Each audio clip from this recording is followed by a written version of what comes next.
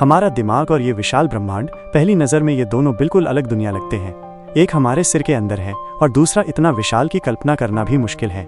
लेकिन अगर हम ध्यान से देखें तो इन दोनों में कुछ ऐसी चौंकाने वाली समानताएं हैं जो हमें सोचने पर मजबूर कर देती हैं। क्या ये सिर्फ इत्तेफाक है या फिर हमारे दिमाग और ब्रह्मांड के बीच कोई गहरा रिश्ता है?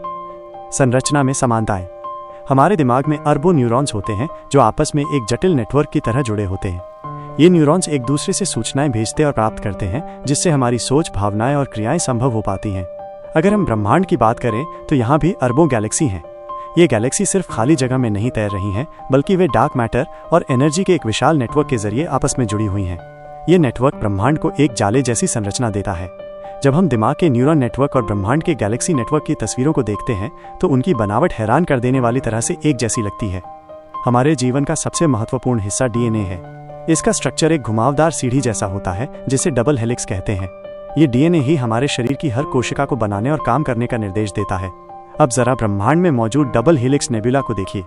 ये हमारी मिल्की वे आकाशगंगा के पास एक गैस का बादल है जो बिल्कुल डीएनए की डबल हेलिक्स आकृति जैसा दिखता है। ये केवल एक रूप की समानता है या फिर ये कोई संकेत है कि जीवन और ब्रह्मांड एक ही मूल नियमों से बने हैं? ये प्रश्न हमें और गहराई से सोचने पर मजबूर करता है। ब्रह्मांड की आंख। हमारी आंखें ब्रह्मांड को देखने का जरिया है, लेकिन ब्रह्मांड में एक ऐसी भी चीज है जो खुद एक विशाल आंख जैसी दिखती है। ये है हीलिक्स नेबुला। इसे अक्सर गॉड्स आई, भगवान की आंख भी कहा जाता है। ये भी एक संयोग हो सकता है, लेकिन ब्रह्मांड में इस तरह के पैटर्न का मिलना हमें सोचने पर मजबूर कर देता है कि क्या इन समानताओं के पीछे कोई गहरा रहस्य छिपा है। कुछ वैज्ञानिक मानते हैं कि हमारा दिमाग और ब्रह्मांड दोनों ही सूचनाओं को इंफॉर्मेशन प्रोसेस करने वाले सिस्टम हैं।